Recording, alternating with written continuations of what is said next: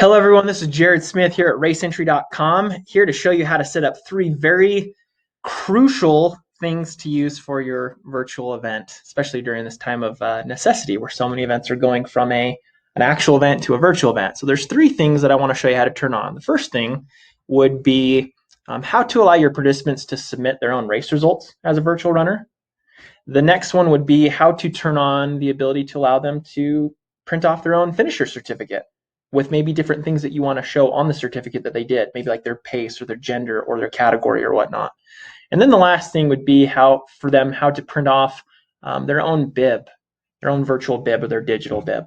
Okay, so we're going to start with how to turn on the submit race results. So without further ado, we're going to go into a demo event that I've created, and we're going to spend all of our time in the results box. So we're going to start with how to turn on the virtual results submission feature.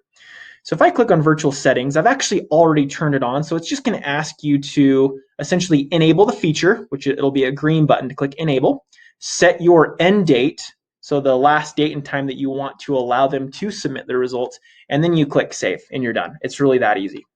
I've also turned off the requirement that they have to upload maybe like a snapshot of their Garmin watch or of their tracking app, their runner app. There's a lot of events that want that required. For this demo, I didn't feel like it was required, so it's not going to force me to have to upload that. So now that I'm done doing that, that's how you set up the tool to allow your participants to submit their own race results. Okay, so now what'll happen is, as part of that, I'm going to go as a runner. I'm going to go as Jimmy Runner, I've called myself. I'm going to scroll down to my edit your registration from my confirmation email, and I'm going to click here on the edit your registration, and there's going to be a submit race results and race results. So submitting is me submitting my time as a runner, and this would allow me to view not only my time but other runners' times as well. So first off, I'm going to click here, and I'm just going to add just a bogus time. It's not going to force me to upload an image, and I'm going to click submit, okay?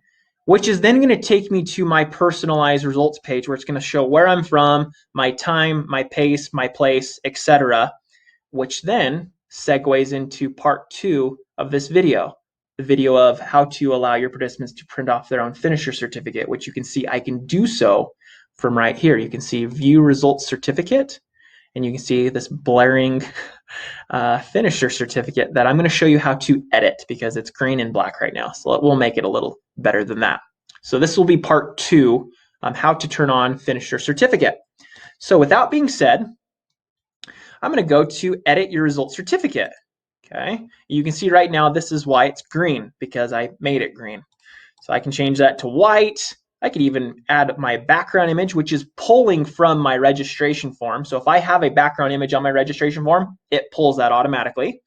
And maybe I make my font white, and maybe I take off age division. So you see it removed it from there. Maybe I take off overall placement. So then it just took it off of there. Okay, so now that is what the participants are going to see on their personalized results page from the view results page that we give you.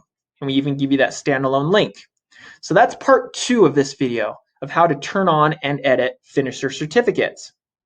Part 3 of this is how to turn on digital bibs. So let's go back to the results box, and we're going to click on bibs now. So with bibs, we're going to have to turn on a couple things. First off, we're going to want to make sure that auto assignment is turned on so that the system knows to continue to assign bibs to new participants as they sign up. Once that's turned on, we're going to want to choose if we're going to do single range or by category. For this, we're going to just do single range because you can only see I only have one category, so I'm not going to be doing it by different categories. So I'm going to stick with single range. I'm going to start off with bib number 1, and I'm going to then click assign bib. So I am telling the system that I want to assign my bibs, because then it allows me to then enable my digital bib. Okay, so if I scroll down, you can see that this is what it'll look like. And if I go, I can either use the background or not. I'll use it because I'm going to change my opacity so you can see that. And maybe I change my font color to white. So it's going to show the logo, the background, the transparency. It's going to show what category I signed up for. It's also going to show my bib number that I've been given and my name. And that is how you turn on the digital bib feature, so that then when a participant goes to their confirmation email again, click edit your registration, there's now going to be a new box there, Print Digital Bib. And if I click that, you're going to see that it's going to take on the same look of how I designed it on the back end. Logo, category, bib number, name, font, and background. And I can print it off.